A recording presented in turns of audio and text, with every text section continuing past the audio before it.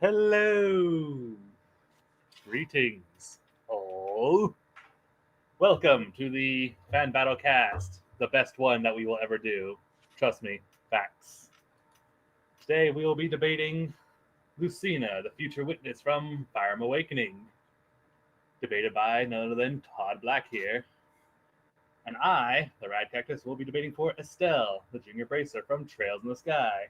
Let's get some introductions out of the way. As I said, I am the greatest person ever. I am a radiated cactus, and I will be debating for Estelle. Joining me is Todd Black, or someone who resembles Todd Black. Could be mistaken disguise for all I know. Yeah, it's part of my mystique. They are acting as champion for my jewelry-loving arch nemesis, Kino. Joining us today is our expert on all things reptile and amphibian. Say hi, wizard. Next to him is our pancake aficionado and Lord of the Lies table. Hello. And last but certainly not least is our soda and nut vendor who moonlights as a serial killer. Say hi, Paul. Always a pleasure. And we are being graciously streamed by our sword-loving historian who we had to convince to put on clothes. Cajun, or however you pronounce it. Just Crow for short. It's pronounced Croat. Croat. Croat. All right, so with all that out of the way, let's get our minute things down. I am nominating Todd to go first. Oh, I accept this nomination. All right, but as I said, I'm going to be debating Lucina from Fire Emblem Awakening. So, can we get my timer going? Anticipation for the timer. I know. There we go. All right, here we go. So, now the timer starts. There you go. Dearly beloved, we are gathered here today to mourn the loss of Estelle Bright, who was murdered by a woman who's actually well versed in the acts of ultra-violence. Yes, Lucina, daughter of Crom and various other mothers. The future witness, Destiny's child, the wielder of Falchion, and many, many, many other things. Lucina is battle-hardened, battle-tested, and frankly, just all around a really interesting woman. She is incredibly strong, incredibly diverse in her skills, and her experience between her own timeline and the past timeline ensures that she's ready for pretty much anything Estelle can throw at her. So, while Lucina legitimately isn't the smartest person around, I'm pretty sure she's more bright than Estelle.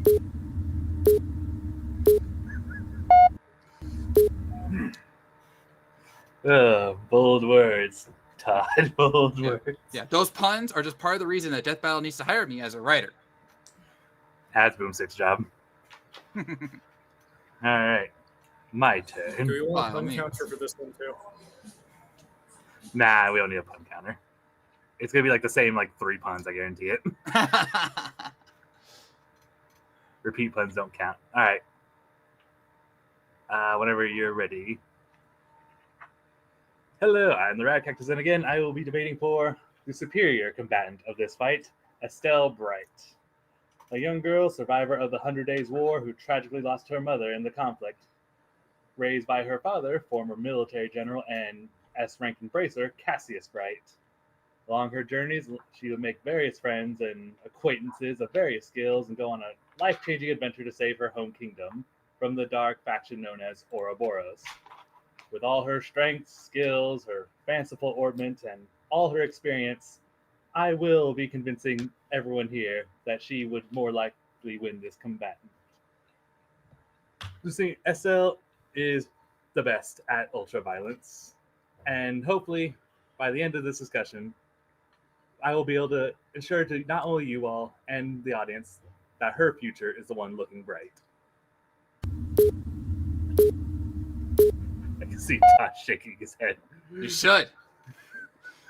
I want you to see my face, the face of the one who's going to defeat you today, Cactus. All right, and before we get into the actual debating points, some rulings for this matchup since I know it's going to come up, especially in the Fire Emblem tab. Yeah, and to be clear, both me and Cactus agreed on these rulings before the debate. This is not sprung on us. But essentially, we're not doing any form of crossover or gacha scaling whatsoever. That means Lucina does not get Smash Bros. Or Heroes. Estelle does not get Eve scaling or Langrisser. I don't know if that gets anything, but it's a gacha game, so I'm presuming there's multiversal shenanigans. Probably. Yeah. All gacha games have those for some reason. Yeah, and Lucina also doesn't get Project X Zone, even though she was in there with Crom, so that doesn't count. Yeah. Apparently she's really broken there too, so it's just like, it's probably for the best. General ruling is main line takes priority. Yeah. But Paul that's what makes them actually interesting. Yeah, but Cactus has noted to me officially that warriors can be taken in certain contexts, which I will bring up lightly, and heroes can only be referenced in terms of the variants that Lucina can have via her different classes. But skills that are applicable to heroes cannot be applied here because she does not just directly get them in Awakening, because Heroes is busted that way. Long story short, is basically no wonky ass versal scaling. No. All right. Since you are the challenger, how about you start us off? Okay.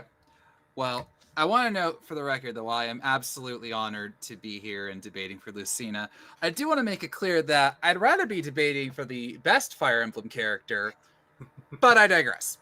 So Lucina's pretty good, so I'll start off by noting that she is indeed the crown princess of Eulise in Fire Emblem Awakening, the daughter of Crom. Now, the mother situation is fascinating. And by fascinating, I mean oh so anime. Oh, we forgot to bring that up too. I had to. Because, frankly, she can have any of 6 different mothers depending on who you ship. Which obviously has Table over there, has his interest peaked. She can be the daughter of Robin, female, Robin. Okay, don't get weird. Sully, Samia, Maribel, Olivia, or, and I quote, an unnamed village maiden. Sumia best girl, though. Sumia best girl. Although, if we're being completely honest here, the real best girl, the perfect match for Crom was Cordelia. And then if we had Cordelia, if we had, no, it's true, you know it. If we had Cordelia and Crom together, then Lucina would have had the blue and red hair way before Alia. Okay, but that's entirely different. Entirely, sorry, just had to. Cordelia's the best. Anyway. What Todd's trying to say, basically, that we're gonna allow any of Lucina's potential lineages. That way, she gets any class and skill she could theoretically achieve. Which we're not gonna specify her mother. Right, because, and this is true, the difference in her mother will not just affect her class, but her skills that she gets, the stat boosts she gets. So it's best just to composite all together and say they're all her mother.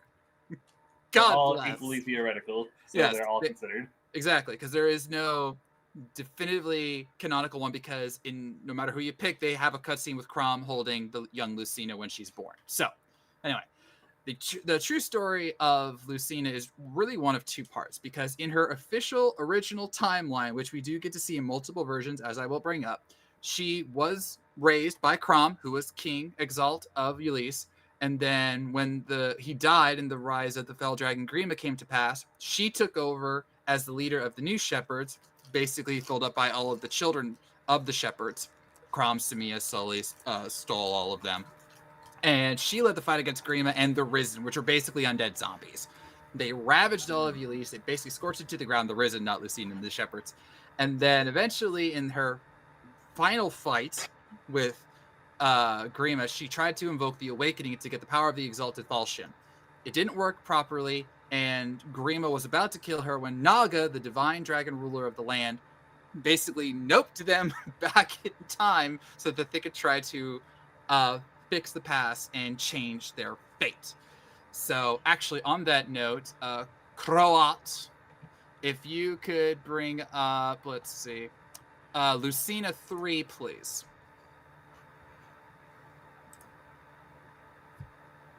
I know, anticipation. It's so rough, but it'll be worth it. It's such a weird one for me because I could honestly have debated for Lucina as well. I know. Yeah, see, we're time to change fate. We're gonna change fate. Dang it! This is what we do. Look how adorable she is. That is really cute. In terms of fan art of all qualities, Lucina definitely wins the numbers game. Anyway, Thank you, Croat. But after returning to the past, she dons the guise of Mars and tries to save her father, Crom, and the others from their fate multiple times over across a period of several years. And this is a key thing right here. From the start of when Lucina arrives to the end of the Elise Plaguing War is about 2 years. And this is not backed up by her age at the time. She's 19 when she arrives. She's 21 when she officially joins the Shepherds later on. She's doing things in and out of that period. And then she eventually joins her father, reveals who she is, and then starts to slowly change the timeline so that Grima can finally be defeated. And sure enough, with her help and Robin's and Tom's and all the rest of the Shepherds get along the way, the friendship is magic. They do defeat the fell dragon Grima, and her future, quote, will be better, as she said to her younger self. There is a twist on this. I will get to that later, but that is her general overall story. And Fire Emblem as a whole is your basic turn-based RPG. You know, I attack, you attack, so on and so forth. And because of that, and Lucina has numerous classes, which I'll get to later, so that Cactus can do his overview for Estelle.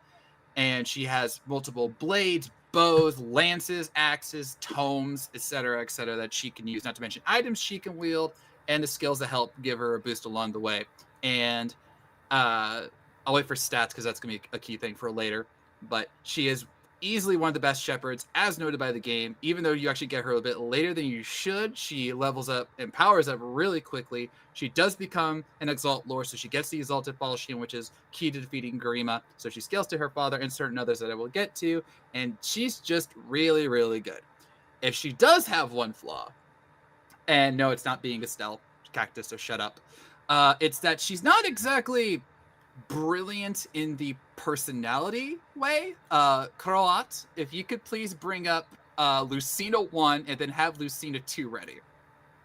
You see, she's been canonically noted as being the driest of the shepherds in that she doesn't get a joke. And then when conversing with a certain someone, she renamed Falchion Pointy Demon Spanker. Her best line. And you might be thinking, okay, I get it. You know, Owain's that way. Ah ha ha. That was just a one-off, right? No. Lucina 2, please. The devs refuse to let this joke go. It. She brought it back in Engage. It's also in Warriors. Yeah, and Warriors. There you go. So she really is stuck on that name. She doesn't get it. And then also in Engage, there's a certain character. I forget the name. So Cactus, if you remember it, tell me. There's a novelist who's there, one of Diamant's retainers, and she gave Lucina one of her books to read. Don't ask me how she read it. She's incorporeal, but she read it. And she noted that at the end of the book, she was laughing hysterically, even though it was apparently an incredibly emotional and depressing moment. Well, you can assume I plan on acknowledging Engage. Yeah. So I'm just saying, like, you know, I mean, she's brilliant in combat, but because of her upbringing, you know, with all the death and destruction of her homeland and the death of her family and friends, it's kind of stunted her in other aspects. Also, don't show her a bug. She will flip. That's canon with her sister. So, yeah. But when it comes to battle, she's second to none. So based on that, if she met Estelle, she would call her Sticky Head Whacker. I like it. That's canon. So yeah, Lucina versus Sticky Head Whacker now. That's what she would call Estelle's weapon. Love it. All right, Cactus, but your turn. Your overview of Estelle. Oh boy, yeah, I'm gonna have to go a little bit deeper because by all means, because Trails in the Sky, or the whole Trails series, is the greatest JRPG series that no one's ever fucking heard of. And I'm really betting on the upcoming remake for the first game. I just want to note that I run a Nintendo podcast, and my co-host plays every single Trails title. He looks forward to every remaster and remake. So you are not alone, Cactus. You're still not going to win, but you're not alone. Anywho, we go back to a couple years to the 100 Days War, in which the small peaceful kingdom of Liberl is facing off against the military might of Erebonia. And during an attack on the small town of Roland, Estelle, being a small child, is saved by her mother from falling rubble, but unfortunately she dies in the process. Her father, brilliant military tactician Cassius Bright, manages to finally push back the Erebonian forces and ultimately win the war. But due to losing the one he loves, he decides to leave the military life and become a bracer instead. The Bracer Guild is essentially a hybrid between any adventurers guild you've seen in fantasy series and kind of a civilian militia. He wanted to take this line of work so that way he could be able to respond to a crisis more quickly and fluently, and thus Estelle would ultimately follow in his footsteps in that regard. Everything seemed like it was good, classic hero journey, until the day her father brought home a rather mysterious birthday gift for her. Croat, would you please show Estelle kick?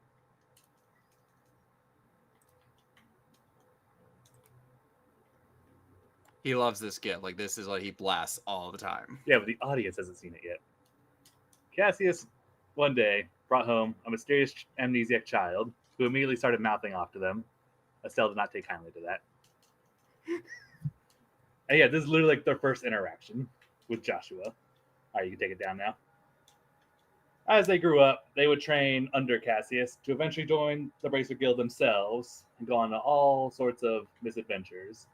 But one day, Cassius is suddenly called away for mysterious circumstances, and thus investigation into happenings in Liberal would fall upon these two. And thus our story begins. Let's talk about Estelle specifically for a while now. Her main weapon is a bow staff that she trained under Cassius, who is a master in using it, as well as sword combat, but Estelle didn't take up to that. Throughout her game, she's taken on many staff-type weapons, including a laundry pole. Not even joking, but eventually she does upgrade it to a staff made of this special material called Black Zemurian ore, which is stated to be basically indestructible. Alongside her staff is what is known as an orbment. And I want you to visualize a cell phone-sized device that you put natural elements in, and now you can shoot fireballs or make yourself faster. It's a very neat little device powered by quartz. And just like an iPhone, there's a quartz for every situation, just like there's apps. Estelle, while not being the smartest cookie around, is an unusually effective combatant up close. So she is hindered by her impulsive nature. She tends to run into things head first. But luckily, Joshua always served as kind of a grounding factor for her. Let's see, go over my notes real quick. So one of the reasons I'm going to bring up why Estelle has a huge advantage in this fight is that orbment. It casts all sorts of things, has attacks of all the elements, fire, water, earth, wind, lightning. Can heal, can buff, debuff, etc. That's one of the reasons why I think she's definitely going to have a huge advantage over Lucina in this regard. So, Todd, do you have a counter for that? I will, but we'll get to keep going. I had my spiel. You may have yours. I know, I'm kind of just winging it, honestly. Aren't we all? I don't like to rely on hard structures. Fair enough. Anyway, despite not being the brightest in terms of intelligence, she more than makes up for it in raw spunk. She is just chaotic in the best possible way. She fights all sorts of mercenaries, monsters.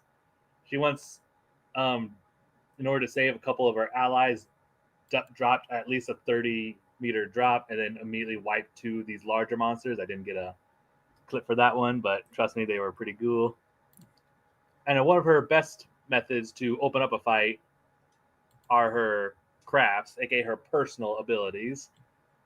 Croat, would you bring up Estelle Barrage?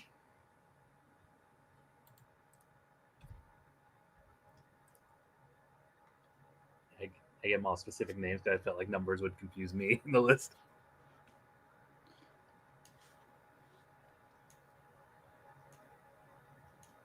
So what this is, I'm wait for it to actually set it up. Anticipation again. Yeah, this one's a bit longer than the last gift. Don't worry. The kick one was nice and short. As a kick should be. Yeah. So essentially, she rushes forward and just starts beating the shit out of her enemy. And not only does it have a pretty good damage output, but she also absorbs health with that attack. It showed a 0 because she was already at full health in this clip. But if anything in the Trails games, whenever you're fighting an enemy that's not exactly a boss, starting with an S-Craft is always a smart move. And like Fire Emblem, it's also a turn-based game, but as you can see in the left-hand side, it's more of a flexible, based on speed rather than our side, your side deal. Tactic style. Yeah, meaning she's going to be more capable of manipulating the fight to her favor. You can go ahead and take it down now, Todd. If you say so. Her little sprite model is so adorable, I gotta say. And there is going to be a bonus costume in the remake that resembles the original sprites for both her and Joshua. I cannot wait. I would bring up a list, but so her personal crafts, which are unique to her that no one else can use, she can use morale to boost her attack by 20%, pretty heavy amount. She can taunt to force an enemy to focus on her and rely more on physical attacks rather than casting. She has Hurricane, where she can spin around and hit every enemy in an area, and it's apparently strong enough to turn weaker enemies to dust. And this one, next one I don't really get, but Comet, where she swings her staff hard enough to send a wave of ballistic energy, as it's called. The weird thing is, Estelle in the world of Trails is canonically just a regular person. There are people with superpowers, and Estelle is canonically not one of them. So it's funny that she can actually just do that. She has another move called Hard Break, where she can attack an enemy's weak spots, which cancels any abilities that are being cast or charged.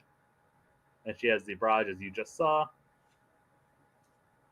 And the great thing about Estelle using Trails gameplay is everyone playable has an orbit with certain slots, where some people have to put in a certain type of quartz into the slot. That way, although you can build them your own way, they're always going to be leaning a certain direction. Like Joshua, for instance, he has a fire and 2 time slots, so he'll always be leaning more towards physical damage and speed. Estelle is one of the few characters in the game to have no designated slots, meaning she can be built for any situation. She can be built to do raw damage. She can be built to do speed, tank a hit, possibly casting. While her base stats lean more towards upfront fighting, she can really do anything she sets her mind to. And although you can't change up a orbit build mid-battle, there's nothing canonically saying that she can't swap them out real quick whenever she gets a moment. And if you're anything like me, you build Estelle to have all the health and all the defense ever, where even the strongest attacks do like at most a quarter of her health. Yeah, I love building in this game. Clearly. Estelle was the strongest tank whenever I played the game. Aww. And my favorite tactic to use with Estelle personally is to rely on one of her earth arts, which if you're building her to be a tank, you'll get a lot of. Because she gets one art called Earth Guard. And since she doesn't need to use the team variant in this fight, she'll only have to use the one target version. What it does is it puts a shield of earth around her that grants her flat immunity to a single attack. While she cannot stack them, the fact that she can be built to cast quickly and will likely have that one means even Lucina's strongest attacks will likely be nullified. But beyond that, she can attack, she can heal, cure, poison Lucina. She even has another variant of the Earth Guard spell called Crescent Mirror, which does the same thing, but for magic, while also boosting her defense flat out. So yeah, counter that, Todd. Oh, gladly. I thought you'd never ask. All right, so let me start off with the key thing, which is what class is Lucina? All of them. Because... Well, not all. Okay, not all. Vast majority. Because yes. in... well, canonically, and most probably, depending on how you like to build her, Lucina is the Lord / Exalted Lord in the game. Because of her mother, or sorry, mothers, she can... Yeah, technically. She can be all sorts of classes. Limited, but not explicitly to... Lord, Great Lord, Cavalier, Paladin, Great Knight, Archer, Sniper, Bow Knight, Bride, really? Tactician, Grandmaster, Thief, Assassin, Trickster, Mercenary, Hero, Bow Knight, Dark Mage, Sorcerer, and Dark Knight. I didn't remember. I lost count, but so I'm sure you were counting. So many. So many. And you might think, but that she would have to switch between those. Technically, that is correct. But again, because we're going to composite Lucina here, we're taking her at her best. And in games like Fire Emblem Warriors, which I did have a video clip for, but I did not want to overburn Croat because I'm nice like that. We do see Lucina switching between Falchion and her bow, Parthia, however you say it, on the fly. So she literally has the bows lancing up enemies, and then she switched to Falchion for some epic damage, which can apparently crack the ground in half with lightning. Sure, I'll take that.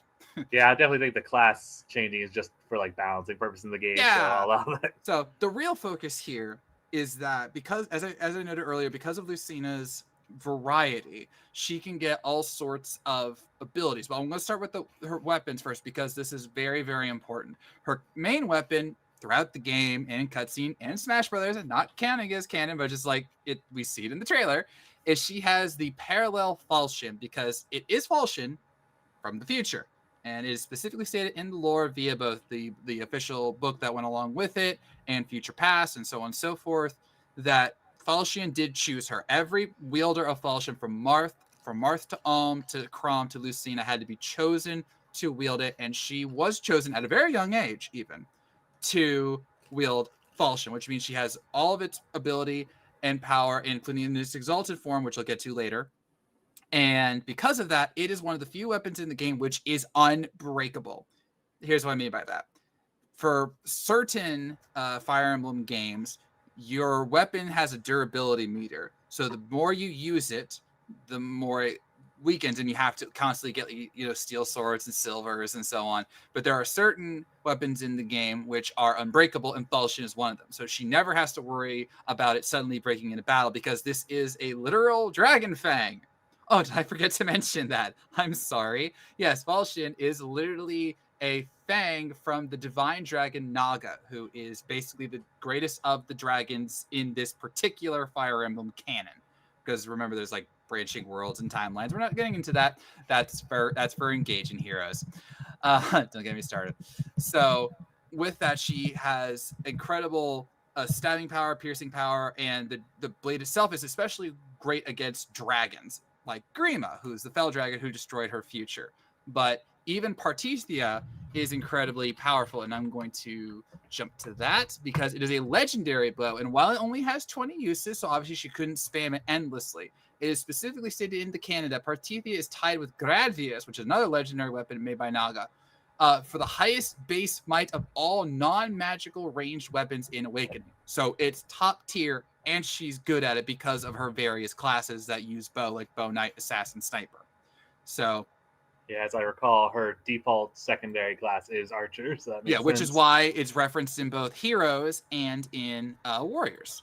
So now, certain someone wants to remind me that Falchion can also heal for some reason. Yes, I'm getting to that. As if I did not know that. I play Fire Emblem. It's my favorite Nintendo franchise. Thank you very much. Did you not see the Ike statue? Are you really questioning my knowledge? Never mind. But yes, Falchion can heal, but I'm going to get to that because there's a bunch of healing skills here. But going back to be weird. It is weird. But a key thing also is that because of her being able to have basically any mage class, and I looked this up specifically for Awakening, she can basically use pretty much any major tome in the game. For as noted, where did I put it? As noted by the official Serenus Forest wiki, tomes highlighted in red are dark tomes that can only be wielded by dark mages and sorcerers. Lucina can be a dark mage, which means she has access to all sorts of magic, including Bolganun, Arc Thunder, Thoron, Mjolnir, Excalibur, Forseti, the Book of Naga, which I'll get to later, Flux, Nosferatu, which can steal health, Waste, Grima's Truth, Meyer, Dying Blaze, Micaiah's Pyre, Screw Micaiah, she insulted Ike, Superior Jolt, Katarina's Bolt, Celica's got it's vindictive, Anna versus Knight. So she has light magic, dark magic, wind magic, fire magic, probably heart magic, Captain Planet, and so on and so forth. So when it comes to range weaponry, she's got you covered. When it comes to close range weaponry, she could use swords, lances, axes, the main divine trinity in this version of Fire Emblem. And that actually is reflected in heroes, which again, not using scaling or abilities, but in every other version of Lucina we meet outside of like the ninja variant and like the swimsuit variant. Don't get me started on that one. So there's your Fire Emblem discourse. Talk to me about the swimsuit banners of Fire Emblem Heroes. She has basically a legendary weapon with every single class type that she has. And each one has special skills, which I will not count here because they're very specific to Fire Emblem Heroes. But basically, she has a legendary version of every single weapon class you have. And more. And then she's also a ninja, and she's paired up with other characters, which we'll count here. And then there's items, which is important because of something that Cactus said. There are vulneraries, which can do small heals, or elixirs, which completely heal health. There are tonics, which could do anything from boosting stats to heal poison. And there's also lesser known stuff, which would be cheating anywhere else, but technically not here because it's an actual item she can use. There's a Reeking Box, which can summon Risen, which she could use to, swarm Estelle. She can open a rift door. Huh? I mean, technically those Risen would be after her as well. Oh, she can handle them. That's canon. But she also has a rift door, which can summon a merchant, more than likely Anna. So if she needs items, she could just buy them. And just, does she have gold in the game? Oh yeah, they're loaded in Fire Emblem. We just sell a lot of stuff, and we can buy just about anything. There are items that are literally worth like 99,000 coins. So the Reeking Box summons Risen, and they literally carry gold. That's the whole purpose of the Reeking Box. So all she has to do is summon the Risen, make them attack Estelle, and she can go from there. In terms of overall stats, I do have some things for that. Croat, please summon Lucina 4. I hope I went with names and you went for numbers. It's just I didn't Death know Battle there were cast. 4 Lucinas. Yeah. Behold! The memes are powerful with this one. All the memes, I went with actual memes. Yeah, so you might think, wait a minute, oh my god, Lucina's stats are terrible. Actually, canonically, they're not. When you first battle her in Arena Ferox, she has boosted stats because she's a boss character. When she comes back later after the Ylisse Plagueia War, she officially joins the Separates, and while she has to play catch-up because you've already done paralogs to get some of the other children by that point, she levels up really fast. And she even has special skills, which won't need to be applied here, that help her gain higher weapon ranks quicker. And in the official wiki for her, it is specifically stated that she not only matches Chrom, but she can surpass Chrom's stats depending on the mother, which, as we've already established, is all of them here. So she's at base able to match Chrom, who is fought all sorts of terrors, including Valadar and Grima and assassins and so on and so forth. But because of her own scaling, she's technically even better. And this brings me to a key thing, which is the future past xenologs. Mm-hmm. Very basically. This xenolog takes place in Lucina's dark future, where she actually had to return to the past to save. Well, they just continue that story. And again, long story short, the past with Chrom and the Rain Shepherds come to help the future. Lucina herself unlocks Exalted Falchion, and it's her who kills Grima, wiping out most of the Risen in the process. And then they do a time skip, and she's the official queen of Ylisse. So, happy ending at last. So, they canonically in at least one parallel timeline, which would count here because it's in Awakening. Indeed. She is the one who kills Grima. Separate timeline, but still canon. Exactly, which is something we've seen in Death Battle before. Slightly different timelines, like with Dimitri in his battle against Guts, where they talked about the branching versions of what happened to him, whether Byleth sided with him or not. Hint: he dies. Yeah, I could do a rant about that Death Battle too. So. There's a lot going on there, I know, but the key thing to counter what Cactus was saying, let's talk about her skills, because she gets a lot. So many. And I made sure to go through every class, copy them down, copy their official canon text, which obviously changes from wiki to wiki, but I made sure to get From game to game, even. Yeah, so I'm sorry, and that too. To get screenshots for key ones so that Cactus can't call me out. But here are the main ones. I divided them up into classes. First, there's power and attack skills. The big one is Aether. Yeah. Aether is a two-pronged attack which does Soul and does Luna. Soul is the healing attack where you recover, quote, recover HP equals half the damage dealt to the enemy. So if Lucina was to do 20 damage to Estelle, she would get 10 health back. Pretty simple. Luna is just as effective. That's the second strike.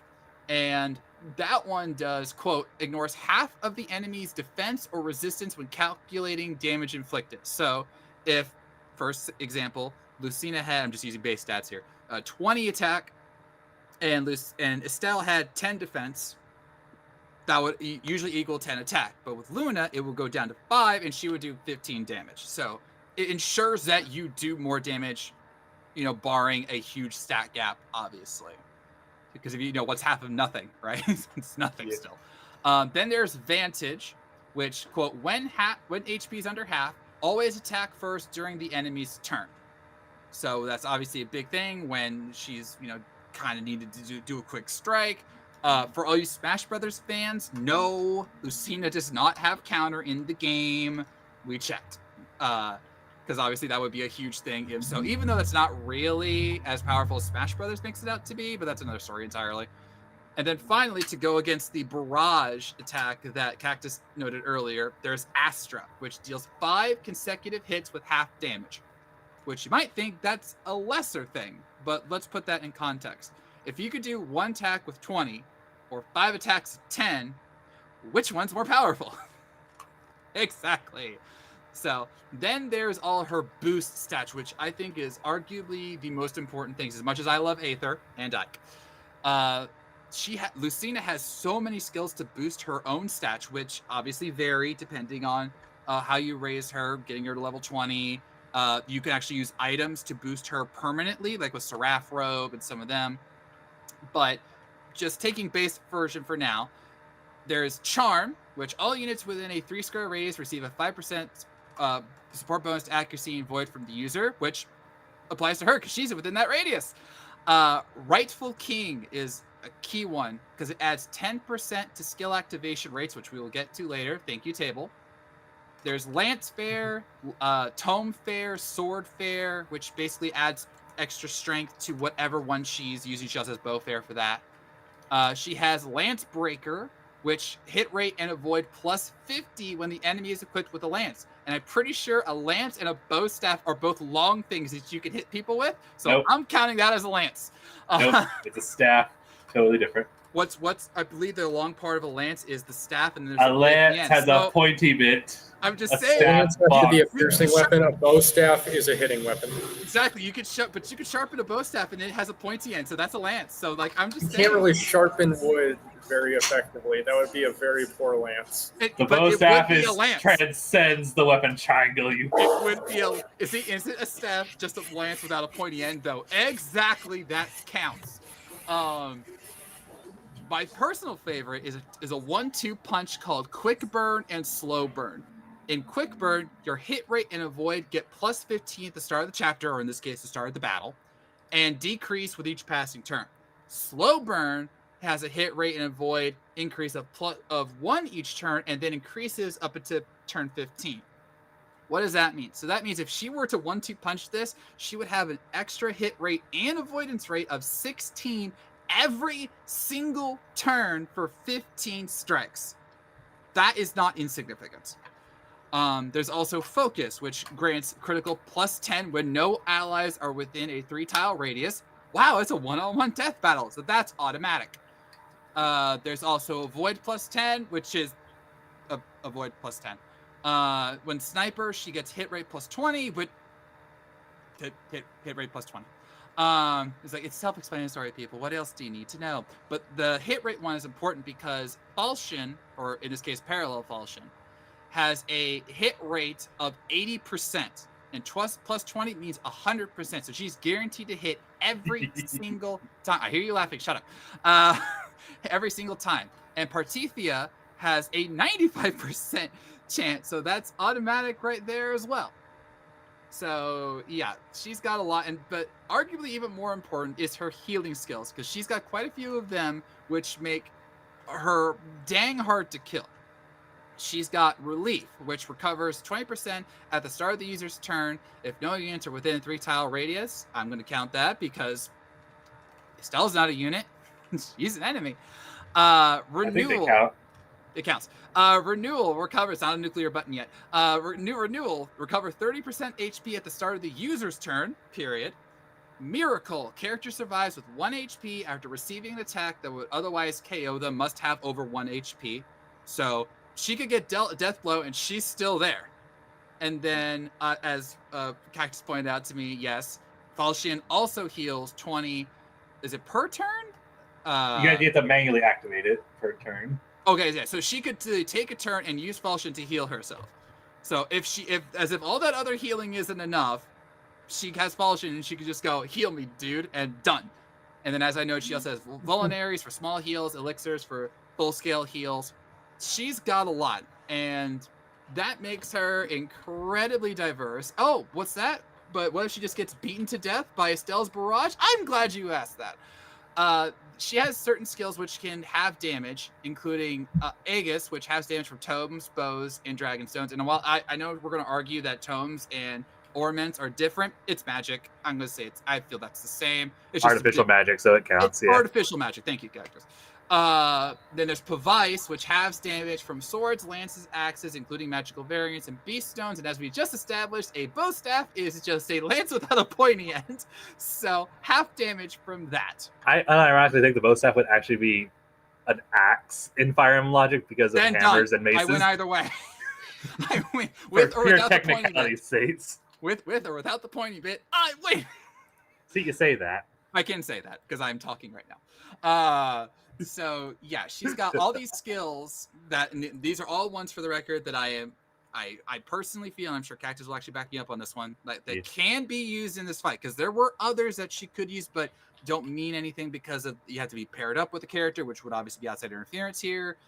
There's one that actually heals her based on the death of an enemy, which wouldn't matter because if she were to kill Estelle, that would be the end of the battle, et cetera, et cetera. So how did you say it, Cactus? There was a skill that would be perfect for Awakening, but terrible for Death Battle and vice versa? Fire Awakening, Lucina, because there's gender lock classes, for anyone who doesn't know. The female exclusive class line, which has a really good skill that Lucina can learn for herself called Gale Force. Yeah. That is amazing in Awakening, but completely useless in Death Battle. Yeah. But the male exclusive line gets that she has no way of accessing, and Crom can't pass it down to her because he can't get it. Gets them counter, which is decent in Awakening, but would be absolutely amazing for her in this battle. But she has no way of getting it, so she can't have it. Yeah, clearly, Sakura didn't know about that. She can summon the Risen, right? It was the Risen, right? With the so she can just kill the Risen to get more Gale Forces. Oh, she would have to kill one, and also it's only once per turn, so like she would only be able to get like one Risen and then attack Estelle, or she wouldn't be able to do Risen Estelle. She wouldn't be able to. Hold on, I want to. That's a clever use of tactic there. I like it. Okay, and Gale Force allows the user another full action after they defeat an enemy's turn. So yeah, so that one wouldn't matter as much. Once per turn. So it'd literally be just like, oh, I attack you instead of Estelle, but then I could just attack Estelle and get that one. Honestly, again, not really useful here. Just attacking Estelle with extra steps. Yeah, and then there was what was the one where she gets health after Life Taker? Huh? Life Taker? Yeah, Life Taker. I think it's half health restore, but you have to kill an enemy. Yeah, so that would be useful if she used the Reeking Box. So yeah, so that's combos right there. Yeah, recover 50% HP. So that could be useful in a pinch. It's not but of course, the Reeking Box summons a whole bunch of Risen, and they're not exactly allied to Lucina. So yeah, but if you were using it just to heal, then that's an option. And then you could also say that it blocks Lucille's ability to attack Lucina directly because there's all these Risen now. So Lucina. But also, I feel like that's a double-edged sword there because absolutely. Lucina's busy fighting Risen to grind up to get health. That's plenty of time for Estelle to also use her own items to restore health and everything. This is true. There is also a difference with Warriors' version of Gale Force, where it just fills their Warrior and Awakening gauge when they defeat enemies. So Yeah. I haven't played the Warriors game in so long. Same. I will say that one of the important things here is critical, which every Fire Emblem fan knows. Once you hit it, you get 3 times your damage. So if you were doing 10 damage before, you're doing 30 in one shot. And because of Rightful King and her own stats and the stats that the skills themselves have, she actually has a good chance of hitting a lot of her attacks at once, or many skills at one time. I was going to say this for later, but since we're doing it now, Groat, please bring up Lucina 13, because it's unlucky for Cactus over here.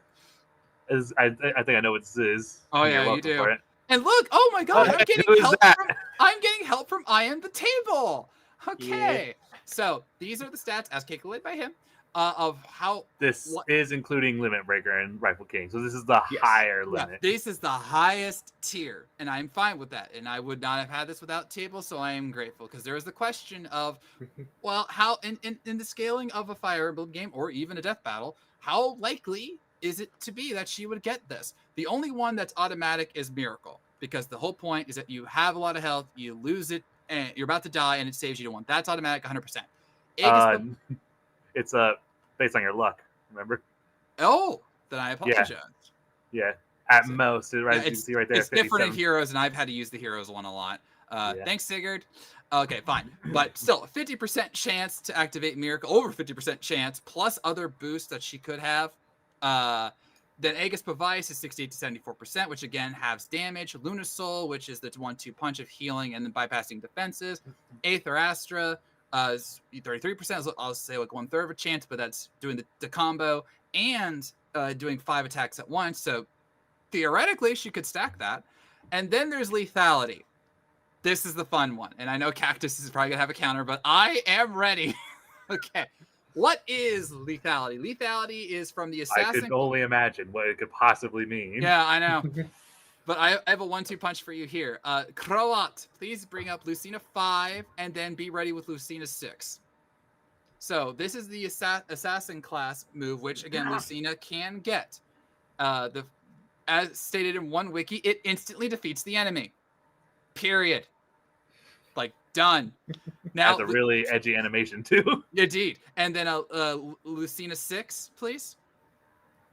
This is another wiki, just so I can't say that I'm cutting anything out. Allows the user to instantly kill a selected enemy unit. This skill is ineffective against certain characters, which I'm sure bosses. Yeah. But that's the thing, though. That is a game-specific mechanic against certain bosses to ensure that the player can't just go postal. By that token, you can't definitively say that Estelle would get that because she's not a boss character. She's just someone that she's meeting, not unlike some of the generals or other lesser characters that we meet in a fire game that lethality would totally work against. Yeah, I just wanted to clarify that point for like anyone watching who hasn't played the game. Yes. That's basically just so you can't cheese certain bosses. Which would be hilarious, don't get me wrong, even with the somewhat low hit rate of let me just look skill it up set again. divided by 4. Yeah, there you go. So, and as noted by Table's stats, that would be at max 18.5. So I'll round it up just for ease. That's a 1 in 5 shot of hitting lethality. But here's the other thing you have to remember. If you technically, you could theoretically stack that with Astra. So if you're getting 5 hits on an opponent, I don't recall if they can actually use a skill when activating Astra, but I'm not 100% on that. There you go. He's not 100%, so it works for me. I do know you can get crits via Astra. That's true. So that would make it half damage times 3. So that, and you could do that. Imagine that 5 times in a row, which some of her attacks and abilities do boost crit. So with lethality and Astra and some other things, she could literally one-shot Estelle, and it wouldn't matter what her defenses or resistances are. It literally says, as noted, instantly kill the one you select, and she would select Estelle. End of battle. What do you have, Cactus? What is it? Oh, plenty. Oh, I'm sure. If I may, about that point, Yes, let me do my best wisdom impression.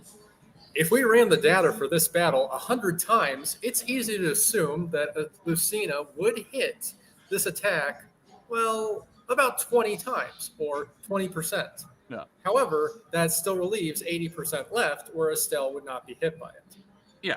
Yeah, so first point against the lethality, you have to actually hit Estelle with it. Which she could. So that's not only low activation, but also no way to guarantee a hit. Because even if you can get a weapon to 100 hit, that does not mean 100% chance to hit, because it compares your hit stat to an enemy's avoidance. And Estelle's got speed. Yeah. So if I can just, if you recall from that barrage thing, wait, no, wrong. Estelle should regionally scale to her Joshua. And Croat, if you could please bring up Estelle Joshua speed. Because they were both trained around the same time, both having similar mentors, so they should be within the same ballpark of each other. Okay. And Joshua definitely has the more like on-screen speed specific feats. Fair. So once he brings that up, I'll show you just how nonsense he is. I wouldn't say Estelle is 100% equal to him, but definitely within the same ballpark. Got it, Croat?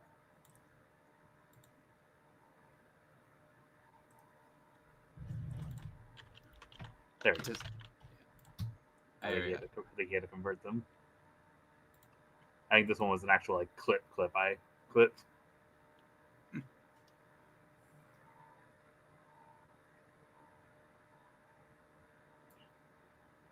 Joshua is able to move so fast that he literally creates after images, able to attack enemies simultaneously. All of that. So Estelle is going to be within the same ballpark. It's just going to keep looping. So go ahead. So not only is she going to have to actually hit Estelle, who's reasonably that level of speed. So good luck with that. I can handle that. But also, there's more aligned to Lucina's bows. But one time when chasing a bad guy, Croat, you can go ahead and bring up Estelle reflexes on here. Oh, hold on. We have a question from the audience apparently, which is if it's an equal stats fight. Not sure what they mean by that. Tell me out here, Kazus. I mean, we're prioritizing gameplay feats specifically, but we're not flat equalizing. No. But anyway, so Estelle is chasing this one guy. They're both on speedboats. He pulls out an actual gun, and Estelle straight up just fucking blocks the bullets. While also covering the other two. And in case you were unaware, bullets beat arrows. Oh, I can so you can definitely make an argument for the magic spells. Because magic arrows. But obviously, the arrows are going to do fuck and all. And if she's able to block rapid shots from an actual gun, because there are real guns and magic guns in the world of Trails, arrows ain't going to do shit to her. So she doesn't even need a stat boost. Okay, I'm going to pause you right there because this is my turn to have some fun. Croat, please bring up Lucina 10. Yeah. Oh, she can dodge gunfire. Oh, that's so cute. Allow me to show you some wiki feats. You're bringing up the versus battle wiki. You dang right I am. Lucina is superhuman movement speed with hypersonic, massively capable of dodging bolting, which is a bolt of actual lightning. All right. Yeah, that's why I said it was an arrow specific negation. Not I don't know. I'm just saying, like, she can dodge. Okay, Estelle can. She can dodge lightning. And while Meteor, we are truly in the weeds now. Yeah, I am the weeds. Well, since I have standards, I didn't resort to versus battle wiki because it's garbage. Oh yeah, it usually is, but this one is right because bolting is in the game, as is other lightning magic. So even if you want to scale down and say like, oh, this is just the A tier lightning magic, it's still lightning magic, and she can dodge it, especially with her various skills, which improve her avoidance rates. So, yeah. Don't worry, I have another counter. Oh, I'm sure.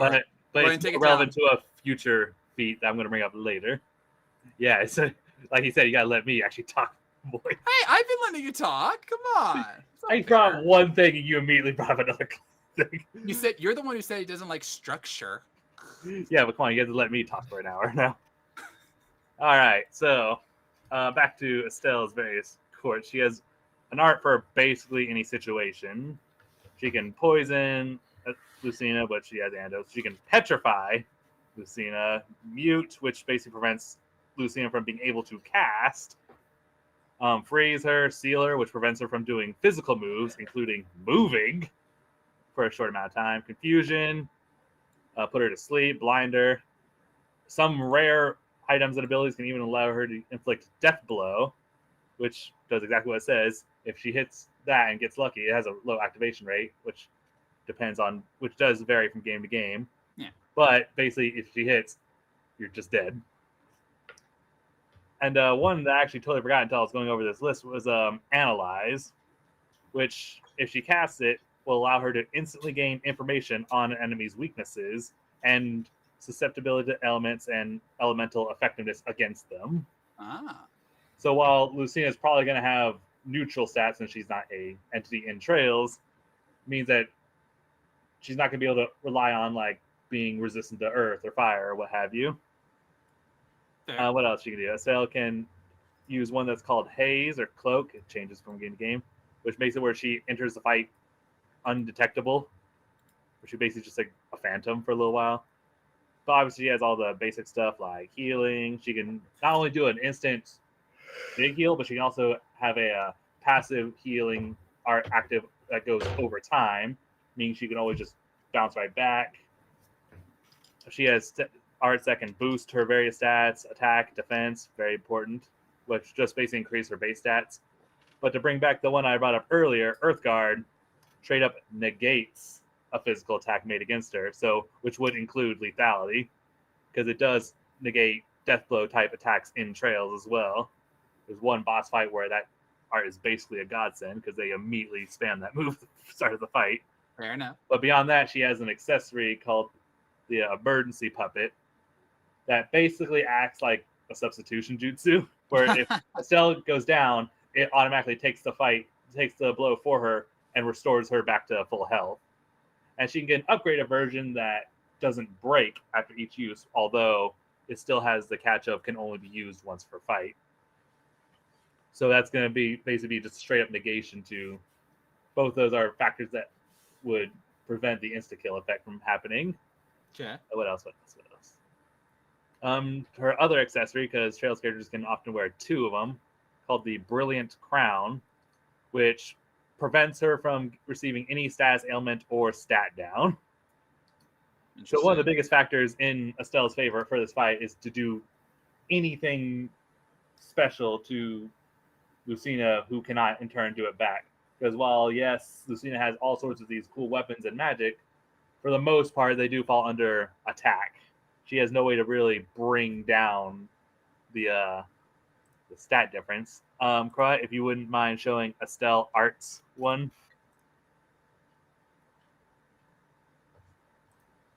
This is just one of the higher tier arts that Estelle can cast, where she basically just summons a giant mountain right below her enemies.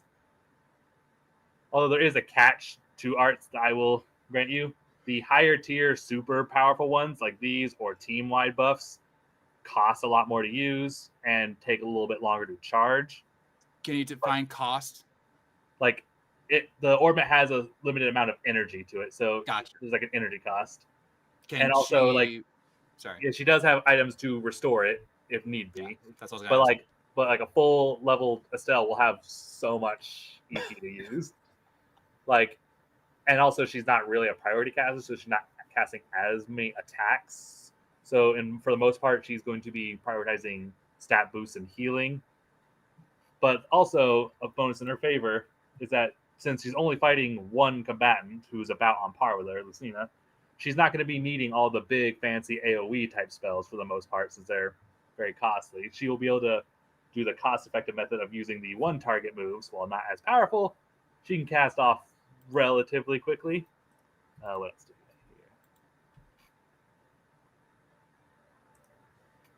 we have here? Who else do I got? Emergency Puppet revives her after death. And then one thing that they had in the original Sky games that they haven't really brought back for the future ones are these things called talismans, where basically she can infuse her physical attacks with one of either fire, water, earth, or wind. Captain Planet. So it's like she can not only whack Lucina normally, but also inflict a little bit of burning and freezing if desired. Which, while Lucina could definitely reduce the innate damage of it, she's not going to be able to. To my knowledge, she doesn't really have a defense against all these various stat effects or stat down moves. Since a lot of the fancy certain arts, like various ice arts, have the smaller chance to inflict freeze. Fire arts have a small chance to inflict burn. And that, even with all of Lucina's defenses, she's going to be whittled down by those. And for stuff like Miracle, while yes, it's powerful, it's based on her luck, and she needs to actually heal up before she can get hit again. Which, So not only can Estelle theoretically just hit her, have Miracle activate, and then just hit her again, but even if she does manage to get a quick heal via falchion in, there's no guarantee that Lucina will be able to activate Miracle a second time. This is fair. And one thing they add in the later games are these things called formations. And Estelle, these are meant to be like team-wide buffs that last a couple turns, but characters are able to use them when they're the only one on the field. It has one called Adamantite Formation, which for the next 4 turns halves all damage received, physical and magic, and grants every party member bonus 50 CP, which is basically stamina for how she uses her personal crafts. Okay. Let's see what else. Some other arts include, being able to petrify is going to be a huge one because that basically just ends the fight immediately, turning enemy to stone, and every attack after an enemy is petrified has a chance to just instantly kill the enemy. Okay. What's the hit rate on that? It would depend on the enemy's resistance. Okay. And for the most part, beyond very specific things, arts don't miss. You either have to stop it from being cast or find some way to tank it. But since when it comes to status effects, since Lucina would have a neutral across the board, it would be base stats. But let's see if I can pull up the numbers real quick. For a Petrify Cloud specifically, it's a 15. It changes from game to game. Fair. But the highest I'm seeing is 15%. So not super reliable. Yeah. But still pretty good. Plus, I'm pretty sure that, seeing a cloud coming into I should avoid that. Yeah. This is where you have to take, this is where both of us have to take gameplay out of it and just say like, oh, there's a cloud going. I'm going to sidestep over here. Yeah, just one example. Yeah.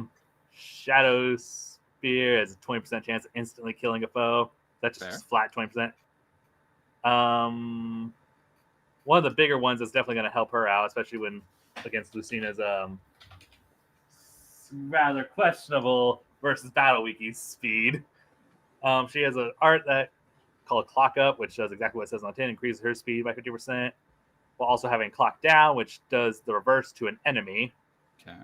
And more importantly, Chrono Burst. This one is rather expensive to use energy-wise, but it's the only art, to my knowledge, that does not require a charge time, as once you activate it, allows you to immediately go 2 more times, just straight up. So it literally described as altering the laws of time, allowing the user to act twice more. Jesus. Time, huh? Thanks for the tip. Indeed. What else do I got in here? Let's see. She can cure any stats with arts. She has Shining, which grants her insight, granting both her accuracy and evasion by 50%, which she can stack with Sylphan Barrier, which also increases her evasion, meaning while Lucina can somewhat reliably tank hits, Estelle can more reliably tank hits or avoid them.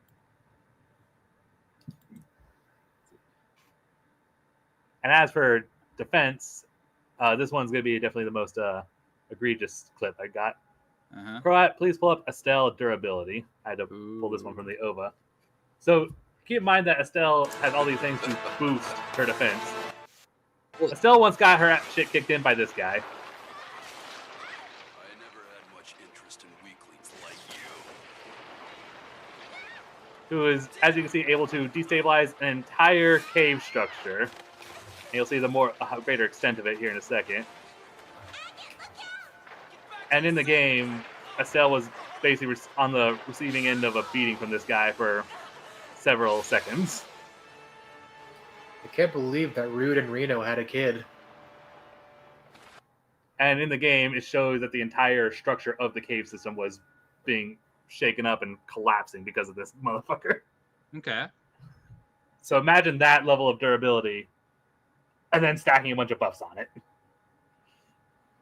Sure. Yeah, it gets a little crazy. No, I'm waiting for my counter. I'll wait my turn. Also, we got another question from the chat. This is from them. Could you imply the Cloud blitzes any Trails character? I'm guessing the insta Cloud death thing. That the cloud only petrifies. That was just one art I was bringing up as an example. Yeah. But again, it's one of those. Due to how gameplay works, it's like your character has a turn, no one else is moving until their turn, so it's kind of hard to gauge. I would mostly use that as an example to show like she has arts that could theoretically take Lucina out of the fight immediately. So I wouldn't say the cloud blitzes. Yeah. If you have some form of magical defense active, the cloud would be negated. For example, like how I brought up Crescent Mirror before. Yeah. Canceling any magic attack made against them. Okay.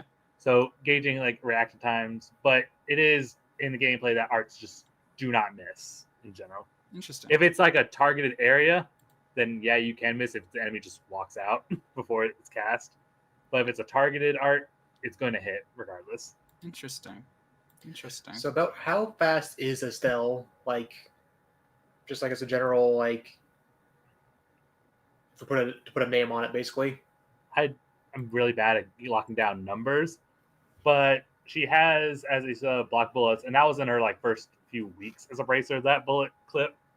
And then of course she's able to move so fast compared to Joshua, and then she also has a later feat herself where she does the same thing where she moves so fast that she's imperceptible to the eye.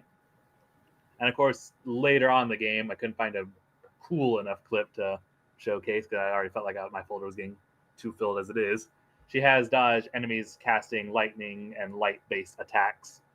But it's kind of similar to Fireman in a case where it's like, are they dodging it or is the enemy just missing kind of deal? Yeah. Like I'm sure Todd can verify, like, missing a 78% chance to hit with Thoron or something. Oh, and I've missed with 90%. I mean, it's like stupid. So that's a higher end, but it's like a higher end theoretical kind of deal. The disappearing from sight is definitely more concrete. The higher end definitely just goes into lightning. Because I was going to point out there is also light magic in Awakening, but yeah, it's. I'm about to get to that because that's Okay. that's one of my counters. But thank you, Table. But yeah, go back to the defense-based skills, just to get more clarification on them. All the ones that are stat buffs, she can stack repeatedly, but will last a few turns, and she can top them off whenever she wants to. And since she's only doing the basic ones that only target one character, she'll be able to get them off decently fast because they're nice and cheap. But as for the Earth Guard and Crescent Mirror ones, those are straight up negation, but cannot be stacked multiple times at once. So like if she has it active and Lucina is yet to attack her with a physical attack, she can't cast Earth Guard again to get 2 nullifiers. Fair. But she can do Earth Guard and Crescent Mirror to get 1 physical, 1 magic out if need be. Fair. But yeah, they need to activate or be used up before she can get another one. Yeah. So Which makes sense because you don't want to be. Also, I'm just rereading my list here. The Crescent Mirror one specifically gives the magic reflect. It says it's a reflect, not a nullifier. So any magic that's cast on her when that's active will actually bounce back to her combatant. Interesting. And also gives her a smaller boost to defense straight up, which is nice. Let's see. Yeah, she can turn herself invisible. She can do a silent cross, which cancels enemies' abilities to cast for a short time. And now I got to get into the lost arts. Oh boy, these are complicated. These are like you see ancient super quartz that are incredibly broken powerful at the cost of using all of a caster's remaining EP to use. Interesting. But one of them, called Grail Thalos, which basically overcharges the user's health to twice their max. Another one's called Frozen Epoch, which lowers all on enemy stats. Prominence Nova, which does a super powerful attack that cancels positive effects and inflicts burn. Ooh. And then just Ionian Emperor, which is just basically a freaking Golden Sun level summon. But yeah, these are powerful, kind of meant to be like use in emergency only kind of thing because they use up all of the caster's remaining EP. In other words, when you're getting owned by Destiny's Child and you have to unleash the ultra violence. Oh, but don't worry, there's a catch. Oh, I'm sure. In the world of Trails, how the turn order works is, as I explained before, it's not us and them, us and them. It's mixed, and there's these things called turn bonuses that can show up at random. It is entirely possible for Estelle to get a cast off when she has a turn bonus of art cast of 0, which would affect the lost arts as well. So while not super reliable, it is technically possible for her to be able to cast a super powerful art for free instantly. Fair. Let's see. I'm going to give you a little time before I go into like more of the wilder feats and calcs. Yeah, and I got my higher ones too, but I'll say this for last because they're the most I like to important. categorize it. Yeah, categorize. I think one of the things I want to talk about right now is a key fact that you've admitted yourself via your breakdown, and one thing I've admitted is experience. Estelle, by your own statement, was in the 100 Days War, right? No, she was a survivor. She was a child during that. That was part of her origin. Okay, so how long would you say her story is from? Her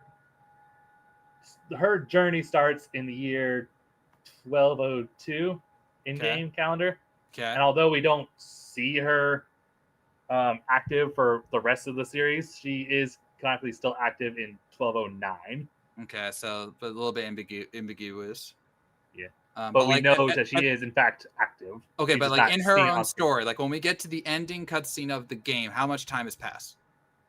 Between the first 2 games, which are like one story, Fair. it's about 2-ish years. Okay, that good. I can work. That's There good. is some like couple like minor time skips here and there, like for Fair. like a couple months that's not specified, Yeah. or that I can't remember. Yeah, which Awakening does the same thing. So, But all she right. has been involved in numerous other major events in the games canonically. Yeah. So like saying that all her experience up into the modern games, which take place in 1209, are still relevant to her experience. Fair, and I appreciate that. All right. So while it's going to be a little hard to judge who has the better experience, because obviously the juries are very different timelines, literally. Oh no, I can counter it. So can Go I. ahead. So can I. We actually, it's somewhat easy to know that even with her, Estelle, she's still active. You could say the same for Lucina, but another key thing here is that Lucina canonically still had, was given falchion and was granted falchion by her father, while it was stated in the wiki and the official like Serenus Thor's thing, like in her childhood. Remember, she's 19 by the time we see her first in the game. That's not childhood. That's teenhood. Yeah. So she's been fighting. And she was even stated to have trained with her father to the point she accidentally kept destroying training dummies. She was that strong. She's the definition of a warrior prodigy. And so she was fighting since she was a child. Then her father died. Then she had to deal with Grima. And the Grima takeover was not immediate despite his immense power, which we will get to. Then she jumped into the past, had 2 years doing various things, trying to refine her kin, fighting off Risen, and so on. Then she joined the Shepherds. Then she fought off Grima once again. And then there's technically still a future past, so it's all stuff. But the thing here is that she is not just an experienced warrior, she's an experienced leader, and she has fought all sorts of threats in multiple timelines. And again, that's not even counting like heroes and stuff with all her other variants, where she is easily one of the most capable, if not the most capable shepherd, Croat. I ask of ye to please bring up Lucina 11. Awakening is also weird because it doesn't have like a set calendar. It just says, "Oh yeah, 2 years." Yeah, but just go roll with it, bro. I know. No, I not know, that I know. one. I said 11. That's 12. Save that for later. Do not read that, Cactus. Do not read that. I'm already reading it. Dang it! Take it down, Croat. I need 11. That's 12. But yeah, it's just definitely hard to gauge actual timelines in Awakening, ironically, because they don't have like a. If you need me to resend it, I will. But But I get what you're saying. that was my. Okay, it was here. It's the one that mentions Kjelle, Kjelle. One of my favorite units. And that's important because of what's about to happen. So I will give Croat Armor Knights are underrated. Yeah, especially this one. Yeah. So I wish more Fire Marines would utilize defense maps to that way they can and shine. here it is. Yes. No, there's two All right. parts we're going to highlight here. So Kajal is the daughter of Sully, which yes can also be Lucina's mother, so they technically could be sisters. But it's noted that in her support with Lucina, she has stated Lucina is to be more capable of challenging and even beating Kajal, who is skilled enough to challenge everyone, with the exception of Crom, whom Kajal cannot see beating in single combat. In the Shepherd's sparring session, that's really weirdly worded. In the Shepherd's sparring sessions, and defeat them all without anyone landing a single blow. Furthermore, when Lucina is dead serious, Kajal admits that she knows better than to challenge Lucina at that point. So Kajal, an armored knight, can take on all the shepherds except for Crom and Lucina without getting hit, even though armored units are not supposed to be speed demons. I mean, they don't clarify that she's using her armor in those matches, but That's even better. If she's like, even without my armor protecting me, I know not to mess with you. She does not get hit. And if she goes, when Lucina is dead serious, I don't mess with her. Quiet you. Furthermore, in that part I did not highlight, in chapter 22, Lucina could face the Dead Lords, a group of 12 fallen warriors from various continents who were considered formidable fighters in life and even more so in death, and is led by Aversa, who's capable of making the usual mindless and wild risen practice simple tactics in cooperation with each other. So Lucina can take on actually enhanced warriors who are stronger when they are dead than they are alive, and she took them on alone. Is something funny, Cactus? Oh no, just keep going.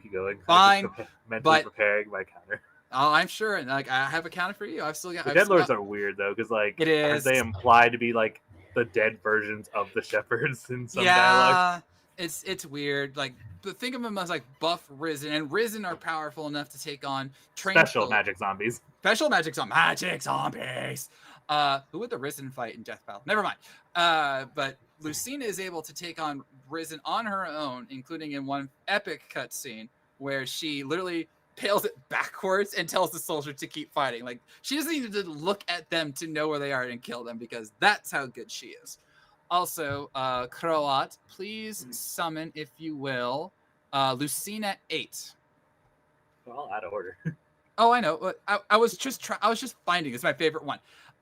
This is in her Marth form. She senses. She doesn't know, but she senses an assassin there, dodges them, does an epic Aether flip, and slash. And that is a trained assassin who's there to kill Crom. And she just goes, no. And you might be thinking, why am I bringing this up? There's two reasons. One, it shows that, Lucina's the boss in any costume form. Two, it's actually canon across multiple Fire Emblem timelines, and I know this is loose, but I ask you that you go with me on this. I'm not scaling her to other lords yet. That they can actually sense invisible enemies, including in Fire Emblem Fates, where they were able to fight the Volite forces who were naturally invisible to beings of the surface. And Lucina has been noted multiple times to have heightened senses, such as sensing that assassin in the bush right there. I think that assassin specifically is a little iffy. Yeah, of course. You can't say one way or the other, because she grew up in the original time, and she knows that Crom came under attack, so it's possible that she just was already aware that something was about to happen. Yeah, but she still had to react to it because the dude was behind her, and then she's like, nope, jump. Stop. Yeah, so it's still impressive, just slightly less, because if you know it's coming. Yeah, and then at one point she actually faces another assassin, accidentally trips on her sword because, stuff happens, and she still dodges a sword blade with only her mask getting destroyed, and that's how she reveals to be Lucina. I have been alerted by Croat that we are almost at the hour-and-a-half point. Are you ready to break out our trump cards, Cactus? No, not yet. I have a couple smaller things. All right, make it quick. But my point here is that Lucina has been training for literal years, almost nonstop, because of the state of her world at that point. And the only reason she even agrees to go back to the past is because Grima wiped everything out. That's stated that there is no one else alive outside of the Risen and the Shepherds, which is technically proven false by Futures Past. But still, it's implied that most of existence is dead, and their only way to fix this is by going back in time. So, just saying, she's been constantly fighting for years, and then that doesn't even count her time with her father and the Shepherds fighting, Valadar, Grima, and full power Grima, and all the other menaces along the way. So She's Yeah. more than capable. She will not get easily perturbed by what Estelle throws at her. Yeah, I get you. But So while she definitely has years of experience, I would say that's arguably not as varied as Estelle because it's mostly against Grima and the Risen, whereas Estelle has basically fought everything at this point and has been shown to be comparable, if not superior, to other similar characters. I'm actually going to bring up something that I did not send to Croat. Let me see if I can get this right. Are people seeing anything? Oh, it's no, green. Oh, I think my screen just froze. Fuck. it happens. Oh no. I think I might be. Please don't drop me. Thing. Oh no! It appears Cactus can't do anything. That means I win by default. You're an idiot, Starscream. Yeah, my screen's frozen, but I can still hear y'all. It's weird. It happens. Let's That's keep going. weird. Okay, there we go. It'll just take a second to load. I guess entire screen will do. So Estelle has been shown to be comparable to another Trails protagonist named Lloyd Bannings, who is a cop, essentially. The said cop can do this fucking shit. Can y'all see this? No, now we are. Yeah. Jump so high you can see the curvature of the planet before Beyblading himself into the right back down. And I'm no mathematician, but I think the speed and durability of this is kind of crazy. And yet it didn't kill him. Yeah, and what's funny is that Lloyd and Estelle are both like in a world full of like weirdos and superpower beings. They're both considered like regular Joe Schmoes. But that's not even the most impressive things. While Grima is definitely like a threat to the surface of the world. Actually, go ahead and pull out your. No, card. I demand to go last because I'm tired of your counters to me. I have one big trump card, and so I want you to go first, and it's only fair. See, you say that, but then mine's gonna win. Go ahead. I'm ready. Okay, so final boss time. Okay. There are these things called the Septarians, which are basically fragments of the higher power goddess spread around the world that are basically giant entity infinity stones. Still, near the end of one of her main journeys, was able to defeat the Septarian of space that had the ability to warp the very fabric of reality around it and even grant wishes in like a Triforce type way. Interesting. And it is canon that Estelle, Joshua, and only 2 other people beat it into submission. By causing its power, by not only weakening it, but causing its own power to collapse in on itself and the person who is trying to control it. Causing not only the being to destroy itself, and you're going to regret letting me do this, Just do but it. as a side effect, which would lead into one of the weirder games in the series, created a pocket dimension that would later drag one of Estelle's comrades and a couple other people into a miniature universe full of at least one planet, one star, and a sea of nebulae. And then in the end, they of course beat the shit out of it. Yeah, naturally. Yeah, that was my nuclear option. That So was yeah, Wait, high right. dimensional. Right, because it was nuclear if you counted that, right? That's what you're saying. No, it's like it technically counts. I just don't like it because it basically just turns everything two-dimensional. Yeah, fair. But it's like if we kept teasing the nuclear options and we never brought it up, we were going to regret it. Pretty much. So And it's way more complicated than that, but as you said, we were kind of padding our time, so I didn't want to go too deep into it. fair. Yeah, and I'll be brief with mine. So while I do not have any universal beings, I do have ones that help point. Because you said like, oh, they beat her in submission. Yes, but still had help the whole time. It is Lucina. canon that both Crom and Lucina killed Grima basically on their own. They only With Naga anti-Grima weapon. with an anti-Grima weapon, but that's still not enough because the weapon on its own was not enough to kill Grima outside of going to a very specific place, wiping out all of its army, and then still damaging him enough. And even that was not enough to kill it because of the Robin sacrifice, which, a thing, I suppose. But here's why this is important. Because if they scale to Grima, Grima scales to a certain other dragon I mentioned, who is Naga. Naga was the one who created falchion and certain other legendary weapons. She also is the source of the book of Naga magic, which is light magic. It's the only light magic in the game, and it's reasons that Lucina can dodge that. So light speed, if not more. But here's the other big thing. Croat, now you can bring up the one you did before, your version of Lucina 11, which is actually Lucina 12. So Naga is important because she is the biggest, best dragon in all of the land. This land that Fire Emblem calls home. She does not consider herself a god, but she is as powerful an entity as you were going to find in this. And Grima could not be defeated by her. It is specifically stated by her that Grima can only be defeated by himself, which is bull, but roll with it.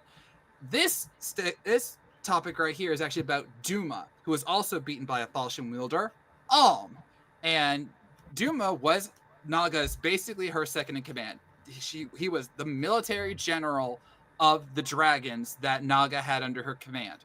And eventually he decided, nah, I don't like these humans anymore. I'm just going to wipe them out. And she As you do. As you do. And that led to him going to war with Naga. So this will result in Naga becoming furious over Duma's actions and exacting harsh judgment on him, causing Duma to clash against Naga in a ferocious battle. Though his sister sided with him, that's Mila, by the way, they were no match for Naga and her forces, and yet they surrendered after 9 days of battle. Were not beaten, surrendered, and that caused extensive damage across the land. The battle had scarred Duma and also hurt Naga and made her fangs splinter and scatter across the realm. For clarity for anyone listening, this is all about Alm's story and game, but Yes. since it does technically take place in the same realm, Yes. it is legitimate. Yes. Now, Clarification. what's important in this text right here is that this battle was Arcana. After this battle that happened, the battle lasted 9 days against these dragons. Not only then did Naga banish Duma and Mila to another land, and that was Valentia. They would eventually find that, and then they would settle there, get to the Civil War, but that's a whole other Fire Emblem topic. Should be crazy. Like you do. Crazy. But the point here is that these dragons are as powerful of beings as you can get, and only a worthy wielder can bring. If it was just as simple as giving anyone falchion, then the dragons would be meaningless. All right. Naga even gave Duma the falchion sword that would eventually get, so that if he ever went mad, which he did, he would have a weapon to take himself down, and he would give it to a warrior that would be able to defeat him. And he did in the first Regel, who became the first emperor of Duma's land. So the reason I'm bringing this all up is that these dragons are insanely powerful. They wipe out whole continents on a whim at times, and basically can only be damaged by each other and the falchion blade. And if that's still not enough for you, there's that one thing that I've been holding back on. And that's the question I'm sure some of you probably have. You can take that down. Thank you. Does Lucina scale to the other Fire Emblem Lords? This is very, very tricky, but there are some ways you can infer this outside of engaging heroes. I promised I would not use this, and I will not. The question here is not about who does she scale to in terms of lords. It's who do the other major characters in those games scale to in terms of all-out power. And you might recall that Death Battle has tackled this before with Dimitri. And Dimitri was able to tackle Edelgard, who was able to defeat, in her non-super evil demon enhanced form, Rhea, a dragon who took on the ones who slither in the shadows and took on their javelins, which were magic nukes, as Boomstick put it. And just a few of these were able to do 3.27 gigatons of damage, which created the Valley of Torment. And that's a low ball estimate. They said that themselves. So that was from magic javelins, which did not kill Rhea, but damaged her. So it would take a greater yield to do so. And it's fair to say that the dragons of Grima, Duma, not Mila so much, and Naga scale probably above her. And Dimitri, Edelgard had some incredible strength feats, which have surpassed that. And I would say that's very fair to put Lucina at least near them, if not above, based on this. And because she and Crom had their own stats, which can again dodge light, dodge lightning, and defeat dragons, which can wipe out whole continents. And so you can say, oh, but Estelle fought a universe person, but she had help. This was all about Lucina and Crom versus Greenwood. That was the whole point. And so on their own, I think that matches them, plus the stat boost, plus the other thing, plus insta-kill. So her scaling is actually probably much higher. And so the question of, can she even do damage to Estelle? Yes! I really do think she can. Both of them have plenty of feats to show that they can punch upwards. Yeah, punch upwards, plus stat boost, plus elixirs, plus healing magic. So... Oh, man, I totally forgot I actually had a clip for the stupid nuclear option. Damn it. Too bad! I forgot I had a better clip for it. Yeah, so... I didn't really have anything else. I kind of just want to show off the clips just because. Yeah. Croat, can you show Estelle Wheel of Time? Just because it's cool animation. All right. I forgot to bring this one up for her speed feats earlier. Yeah. This is just definitely one of her best on-screen ones. And I kind of already went over it. I just kind of want to show it off. This is like her super move, which is the second, which is the strongest in the game outside of special variants. I like the series. I mean, I like that both Fire Emblem and Trails has the eye thing going on, where they zoom in so she's on able the to go face. so fast that she disappears, and is able to, as the game describes it, crush the enemy with the centrifugal force and then blow them up. And it's still not a one-shot kill. It was. The enemy's health went down. Anyway, yeah, that's it, Croat. Yeah. But yeah, it's like that's about all I got. I just wanted to show that because it was cool. That's fine. It also heals, but yeah. So do we want to do like in conclusion statements to wrap up? Any questions or question- clarifications that y'all need? Yeah, questions before from we the get into jury. Croat, that includes you too. I'm ready for the final conclusions. Okay. Table. I think I'm about ready. Yeah. Yeah. Wizard. Lizard. All right. All right, you Croat. Oh, he's typing. It's all All right, good. good. All right. All right, so I guess put the thingy up. Yeah. I'm so glad to finally get this done.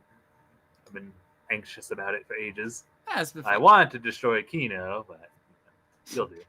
Oh. All right, who wants to? The battle has not been settled yet, my friend. The battle has not been settled. We give it a minute for anyone in the chat to do a thing, Okay. and then we allow our boys here. So, are we doing conclusions or? Yeah, I think. Oh yeah, I'm Yeah. seeing the chat like they're Santi's here. Nice. Yeah, I think my biggest weakness when it comes to debating is like hard numbers because I just Yeah. hate calculating. Oh yeah, so that's why I was leaning so heavily on the wikis, because I'm like, what is, And I definitely feel the versatile wiki, in my opinion, is a little too generous in every possible thing. fair. But yeah, I get you. Yeah. My own logic is if I can see a feat of this general range, then I'll count it. Well, it's just like how I feel confident in my assertion of the dragons, scaling to Crom and Lucina and the other lords in certain ways, but we don't really see that at certain times, and so you have to go by what like the text says. So I totally get that. Like say, like they wiped out the continent of Elise. I'm like, okay, but like, do we really know how big it is? Almost like almost all these writers are more focused on creating interesting stories and games instead of power scaling. How dare! That's why I usually don't take power scaling super seriously. I feel like it kind of ruins the fun. Yeah. I can pull up the nuclear option while we're waiting on the poll if we want. Yeah, do what you need to. The poll's up now, I think. So I think we do our final arguments. Okay, I'll go first because I have a feeling I have more to make up. First and foremost, Lucina has blue hair, and blue-haired women are canonically awesome. I'm just saying. It's a long story to go with that, but I don't have the time. Lucina, I feel honestly does have a lot of advantages here. She has ways to Ignore that. She has ways to build up her own stats. She has ways to diminish Estelle's stats, even with counters. She has, I think, better healing options and more consistent healing options because she's got, again, Falching, which she could use at any time. She's got her own skills, which heal 20 to 30%. So if you stack that, that's 50% basically every turn or so. And then if she does activate Miracle, that's one heal away or an elixir away, and she gets full health automatically. Her experience is at least on par with Estelle's due to her fighting various characters of all types over the years, plus her own training with Crom and such. She has magic and bows, which can go long range. She's just as good with her sword, parallel falchion. She has scaling, which does put her on the level of the dragons, if not above. And she is someone who is true prodigy in battle, and she would not get put off. And if with light dodging and so on, she would definitely be able to blitz Estelle before she can do some of her bigger ornament magics or the cloud of petrification thing. And then if she does hit that insta kill, there is no reason to think it could not hit her, even with that guard, which even Cactus says would not work multiple times. So, and with Astra, she can hit 5 times in a row. So if she hits that twice, that's an insta kill. So she's got the skill. She's got the blue hair. She's got the blade, which can at least kill dragons, which can wipe out whole continents. And she's defeated all sorts of enemies and who are been as powerful as Estelle, more than likely, or above. So I think she's got this. Like we're all keep leaning onto Petrify Cloud. That was just one random example. Oh, I know. It was just hilarious. It's like, it's a cloud that'll petrify you. I'm sipping over here. I would literally just like scroll through the art list and just pick one at random. Yeah. But anyway, so my arguments for why Estelle will win this one. In general, I simply believe that without the need of buffs or debuffs, Estelle does generally take the stat advantage, or at least leans more towards her, which only divides the gap even further because she has all these means to boost herself, not only boost her health, but her speed, her strength, her defense. While she doesn't need to cast these things, she can stack them multiple times. And as for the negations, Earthguard and Crimson Mirror, while she can't stack them multiple times, those specifically, she can still get them off decently fast, and she only has to do the cheap variants. As for experience, while both of them have plenty for it, I do believe Estelle has more to show for it across her game. She's fought a greater variety of enemies and has faced Grima level threats and more multiple times. And honestly, despite all of Lucina's various weapons, they don't quite stack up to the Swiss Army tome that is her ornament, as I nickname it. And while her Lucina skills are certainly great, she cannot consciously activate them. They're always going to be based on a percent chance. And even at those like really stacked odds that from Table's chart there's still only a chance to activate. And if you've ever played Fire Emblem, you know that the deadly skills never activate when you actually want them to. They have for me. Like, you'll get lethality when a random enemy axe fighter is already at like 2 health left. So I feel like while powerful, they're unreliable, whereas all of Estelle's stuff she can activate when she needs to. And her most powerful attack being canonically one of the strongest in the entire series, while also absorbing health in itself, it's way more likely that Estelle's going to break through Lucina's own healing and defenses before Lucina can do the same to her. That's all I had to say about that. Yeah. Nope. All right. Yeah, there you go. Reminder, Trails to Stride Remake releases on September 19th. My buddy Scott is all over that, I assure you. If nothing else, I hope I've convinced more people to play the game when it comes out. There you go. To support Fire Emblem when it comes out on the Switch too, which I have, by the way. Walmart, 6 a.m. Worth it. I want to probably get mine for the Switch. I know it's coming out Switch, PS5, and Steam. There you go.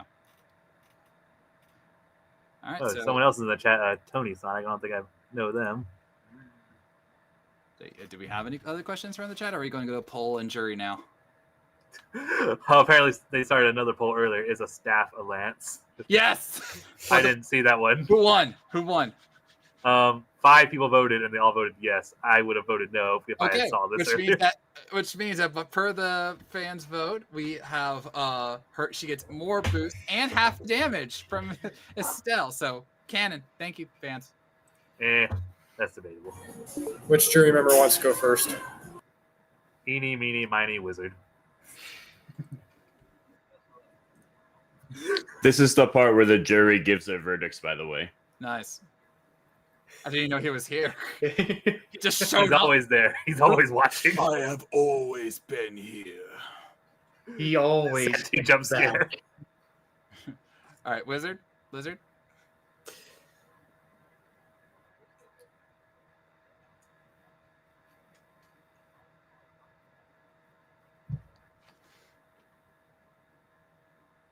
Yeah, I trusted him to do a good job.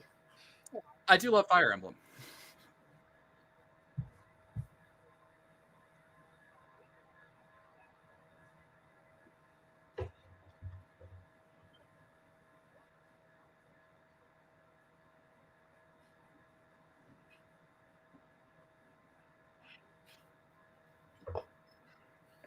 Just so you know, in Awakening, it is 5 slots, and one of them is usually for the weapon. So even if you just go bare bones and say Falchian's her weapon, she would only have 4 item slots. Was Trails is definitely the classic JRPG backpack system where everyone can access everything. Yeah, I can hear him, Wizard. Yeah.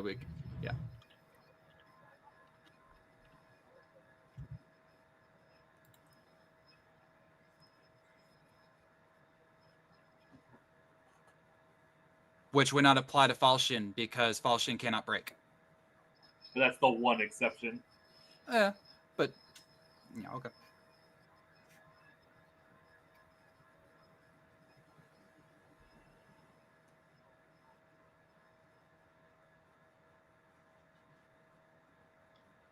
I'll take it. All right, Table, how about you? I will agree. I think the stats have gotten a lot closer than I think they were back during the Discord death battle, which, for me, I'm actually going to say I think that works out a little bit more in Lucina's favor just because it's not as crazy of a stomp, and being closer in speed in particular, I think means she has a better chance of actually getting the things she needs off.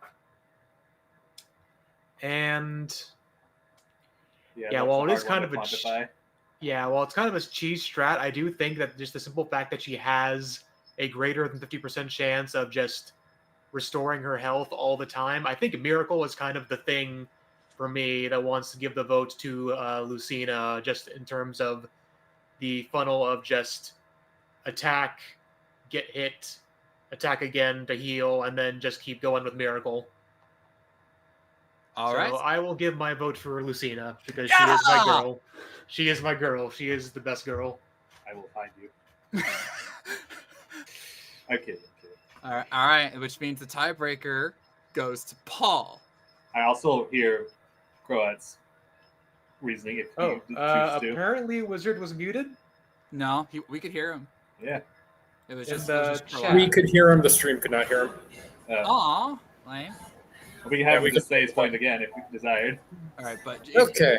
in case you couldn't hear him stream, he did vote for Estelle, but he said that it was a lot closer gap because of my great points. You're welcome. So, one for Wizard Lizard was Estelle. I am the table was Lucina. Paul, who say you? I like you both very much. I think this is a very good matchup, and you've done a wonderful job debating it. I knew virtually nothing about it when it was first introduced to me.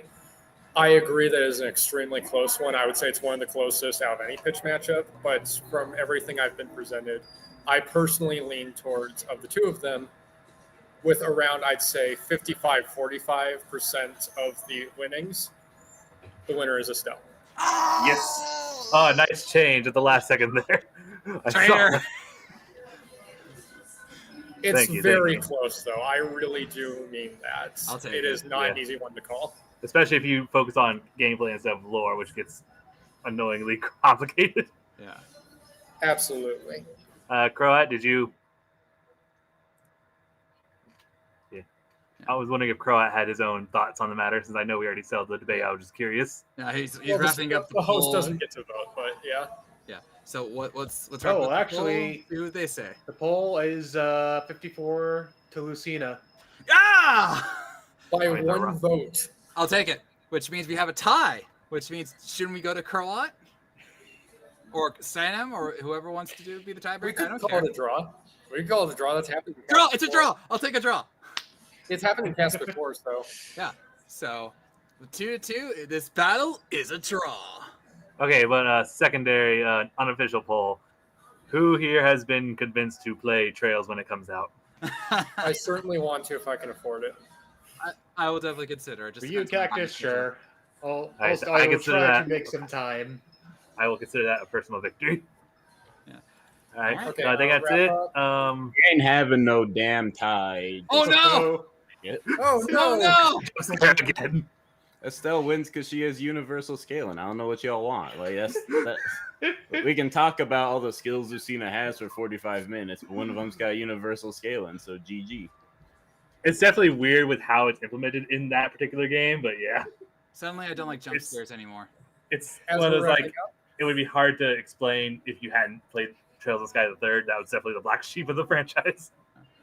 As we're wrapping up, please tune in later this week on Fan Battle Cast as we will have a bonus Fan Battle Cast of Sonic versus Rainbow Dash, with Sherm and Wizard and I will both be on that one.